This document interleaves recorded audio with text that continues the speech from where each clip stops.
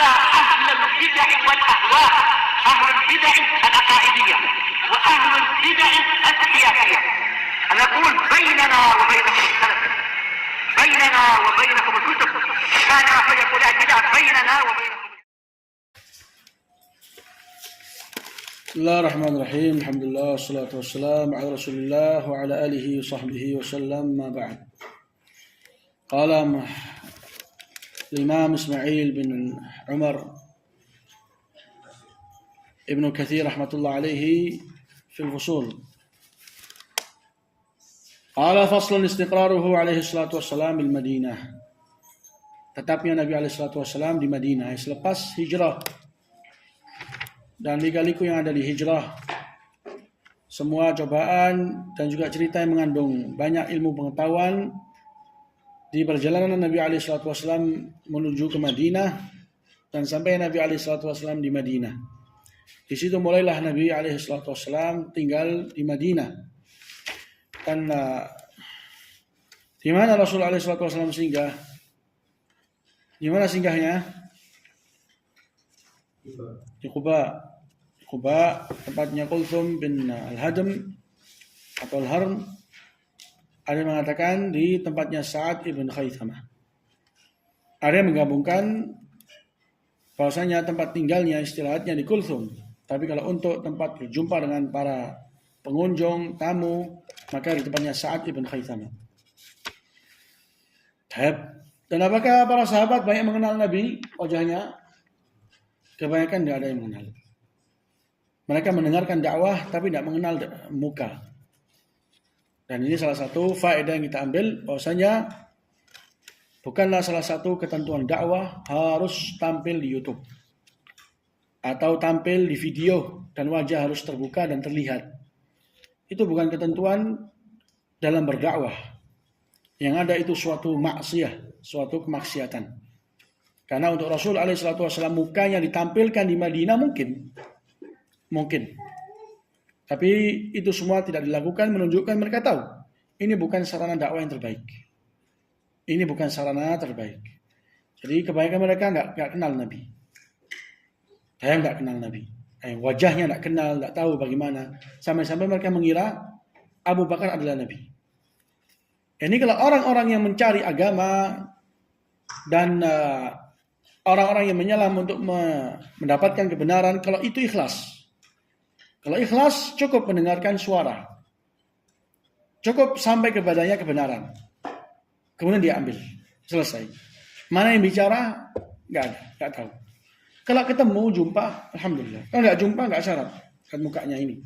Si fulan. Tapi itu bukan ketentuan. Itu bukan syarat. Dan pembahasan mengenai berdirinya Abu Bakar Siddiq di atas Nabi demi menaungi Nabi dan menjaganya dari terik matahari. Itu mengingatkan kita suatu pembahasan hukum berdiri bagi selain Allah. Ada berapa kemarin? Ada berapa? Ada 4. Yang pertama, berdiri kepada seseorang. Berdiri kepada seseorang. Antum berdiri menuju kepada seseorang.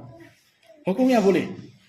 Kalau ada di sana suatu kebutuhan, keperluan, tamu datang, antum berdiri kepadanya. Orang misalnya perlu bantuan untuk supaya dibantu bawaannya, antum berdiri kepadanya, nggak apa-apa. Kalau berdiri, apa lagi kedua? Apa kedua? Berdiri untuk seseorang. Beda apa sama ini? Untuk dan kepada. Beda. Kalau berdiri kepada, antum tidak ada bentuk ingin menghormati atau ingin mengagungkan, enggak. Tapi antum ingin membantu dia. Atau menyambutnya. Ini berdiri kepada. Kalau ini yang kedua, berdiri bagi. Saya berdiri untuknya. Saya berdiri untuknya. Paham enggak paham ini? Berdiri untuknya. Apa hukumnya ini?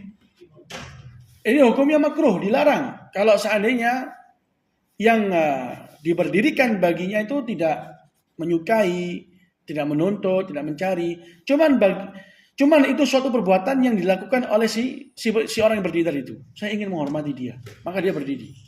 Berdiri bagi fulan. Kalau datang, kalau lewat, dia berdiri baginya. Ini dilarang ini. Karena bisa apa? Bisa apa nanti itu? Yang berdiri bisa ghulu, yang dimuliakan dengan cara berdiri bisa ujub, bisa kibar, bisa merasa diagungkan, bisa lupa diri. Bisa lupa diri.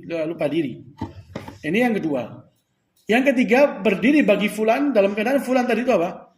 Menginginkan, mensyaratkan, mengharuskan. Bahkan yang nggak berdiri bisa dikena sanksi. Bisa dianggap orang yang apa? Yang kurang adab, yang kurang kenal, kurang menghormati. Karena nggak berdiri kalau ustadznya lewat. Nggak berdiri waktu guru masuk kelas.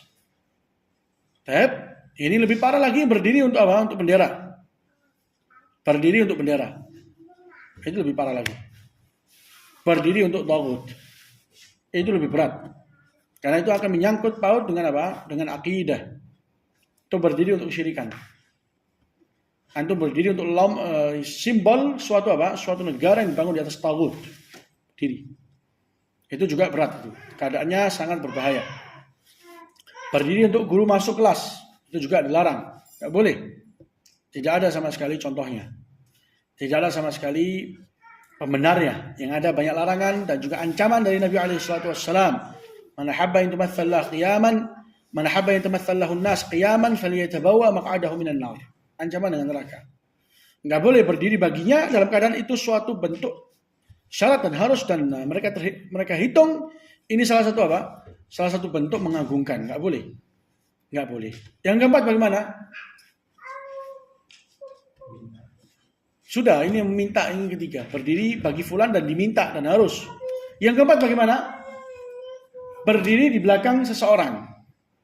Di atas seseorang. Dalam keadaan yang dihormati tadi apa? Duduk. Berdiri di belakang raja. Tamam? Berdiri di belakang raja. Di samping raja. Raja dalam keadaan duduk. Ini juga salah satu hal yang dilarang oleh Nabi alaihi salatu wassalam. Dan Rasul mengatakan ini adalah perbuatannya orang-orang ajam. Perbuatannya mereka musuh agama. Perbuatannya orang-orang Persia, Romawi. Jangan ditiru. Agama kita ini memiliki kaidah yang banyak. Di antaranya apa? Menyelisihi jalannya Yahudi dan Nasrani. Ini kaidah itu. Itu kaidah. Itu dasar. Jadi wajib apa? Ditekuni, diamalkan, dan dikedepankan. Jadi 4 ini keadaannya. Ini Abu Bakar melindungi Nabi SAW dari terik matahari. Jadi tidak ada di sana kesan untuk berdiri di belakang seorang pemimpin. Tidak ada. Tidak ada. Tamam? Jadilah bahasa ikhwah, kalau misalnya seorang murid memayungi gurunya, hujan atau panas. Tidak apa-apa, ini dalilnya. Tidak masalah. Karena itu sekedar untuk apa? Untuk menjauhkan dia dari mudarat dan memberikan dia suatu maslahat. Labas, insya Allah itu tidak masalah. Karena orang tahu ini berdirinya bukan sedang mengagungkan. Bukan sedang mengagungkan. Karena kadang payung itu diberikan kepada seorang bapak tua atau ibu yang dengan anaknya di bawah terik matahari, atau sedang tiba-tiba turun hujan dia kasih payung. Apa hukumnya itu? Enggak apa-apa, karena dia bukan sedang memuliakan atau mengagungkan, tapi sedang membantu sesama muslim dan menyalurkan suatu manfaat. Itu enggak ada masalah insya Allah. Enggak ada masalah. Dan Rasul SAW pertama kali masuk di Madinah, ketahuilah Rasul SAW seorang nabi yang pastinya rute dalam membangun daulah Islamiyah dan dakwah al-azimah itu diatur oleh Rabbul Bariyah. Diatur langsung oleh Allah. Bukan suatu opini atau suatu kebetulan. Faham maksudnya? Jadi untuk Rasul mengatur di mana tempat tinggalnya, di mana singgahnya, di mana nanti masjidnya, dan berapa masjidnya akan dibangun, dan apa langkah pertama dalam membuat persatuan dan membuat perlindungan bagi Islam dan juga para pemeluknya. Itu suatu hal yang akan diatur langsung oleh Allah dan Rasul yang diatur, yang diperintah, yang diarahkan, yang hanya melaksanakan. Maka Rasul nanti akan memulai beberapa langkah. Dilihat apa yang harus diprioritaskan, dikedepankan apa. Itu semua datangnya dari Allah Azza wa Jalla. Bukanlah Nabi SAW melakukan dengan secara kebetulan. Enggak. Maka Nabi SAW berusaha bagaimana pertama kali mengkokohkan yang namanya akidah. Akan mengkokohkan yang pertama akidah. Dan Rasulullah SAW berusaha bagaimana ingin membentuk yang namanya tempat persatuan, yaitu masjid. Tempat pendidikan. Tempat mencetak generasi terbaik. Masjid-masjid itu akan dibangun oleh Nabi. Dan bukan cuma satu. Bukan cuma satu. Dan itu juga salah satu hal yang akan kita bahas. Menunjukkan bahwasanya masjid di kacamata Islam bukan cuma untuk sholat 5 waktu. Tapi di balik itu ada banyak PR dan suatu hal yang harus dikerjakan dalam masjid. Karena Rasul SAW dengan masjid mencetak ahlu ibadah, mencetak ahlu jihad, mencetak ahlul ilmi, mencetak ahlu zuhud, mencetak banyak. Dengan apa? Dengan masjid. Dengan masjid. Dan Rasulullah SAW juga akan membentuk yang namanya persaudaraan. Sehingga mereka-mereka yang datang dari Mekah adalah orang-orang asing bagi orang Madinah. Supaya untuk mengangkat kecanggungan dan menyebarkan di tengah-tengah para sahabat kerukunan, persaudaraan, Rasul SAW mengikat dan mempersaudarakan antara orang muhajirin dengan orang ansariin. Dipersaudarakan. Sehingga mereka di awal Islam, persaudaraan ini itu sampai mengambil hukum persaudaraan dalam nasab, yaitu saling mewarisi. Itu semua untuk bagaimana Rasul SAW menciptakan yang namanya kerukunan, kekuatan. Karena dengan ini Islam itu akan apa? Akan terjaga. Dengan ini dakwah itu akan menyebar. Nggak lupa juga Rasul SAW tahu di Madinah bukan cuma orang-orang Ansar, para sahabat yang solid dengan Islam, yang mereka itu simpati dengan Nabi. Tapi di situ ada juga sekelompok orang-orang Yahudi. Ini juga harus dimasukkan di antara hal-hal yang perlu dipikirkan. Makanya di salah satu cerita yang disebutkan oleh orang-orang yang pakar dalam ulama yang pakar dalam sirah, bahwasanya Nabi SAW mengambil perjanjian kedamaian dengan orang-orang Yahud. Maksudnya kedamaian di sini bukanlah mereka semaunya melakukan apapun, enggak. Mereka orang-orang yang dilindungi dan tidak boleh diperangi selama mereka masih di dalam perjanjian dan masih menganggap perjanjian itu. Dan mereka tetap masuk di bawah hukum Islam. Mereka masih tetap masuk di bawah hukum Islam. Ini salah satu siasat dan juga langkah dakwah Nabi alaihi salatu wassalam di awal beliau di Madinah. Gak lupa Rasul alaihi salatu wassalam di antara hal yang beliau inginkan di pertama dakwahnya Nabi di Madinah adalah mempersatukan para sahabat ke satu arah dalam sholat. Jadi kiblat yang sebelumnya mereka ke arah Baitul Maqdis itu juga di antara siasat dakwah di pertama Nabi di Madinah.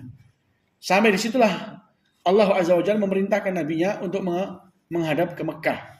Jadi dengan bersatunya para sahabat ke arah satu kiblat itu juga semakin mengkokohkan mereka dalam persaudaraan dan juga akidah. Dan juga lupa ya ikhwah, Rasul SAW selepas membentuk ini semua, masjid, persaudaraan, demikian juga mengamankan mereka-mereka ini yang masih musuh dalam agama, demikian juga mempersatukan mereka ke dalam satu hukum yaitu kiblat yang sama. Di situ Rasul SAW mulailah diperintahkan oleh Allah Azza wa Jalla untuk berjihad. Untuk apa? Berjihad. Mulailah Rasulullah SAW memiliki utusan untuk berjumpa dengan pihak sebelah dari kalangan orang-orang kafir. Di situ Rasul memikirkan bagaimana perekonomian di Madinah, persenjataan mereka, perlindungan mereka. Ketika keluar berangkat jihad siapa yang di Madinah dan berapa kendaraan, berapa persenjataan itu semua terpikirkan. Jadi ini termasuk hal-hal yang Rasul SAW tegapkan, dirikan di awal beliau masuk ke Madinah. Lihat ya ikhwah, susunan ini demikian, itu datangnya dari Rabbul Bariyah. Tapi itu bukanlah suatu yang kebetulan atau opini belaka dari Nabi SAW. Bukan.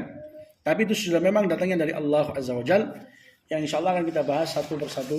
Bi'idznillah. Subhanakallahumma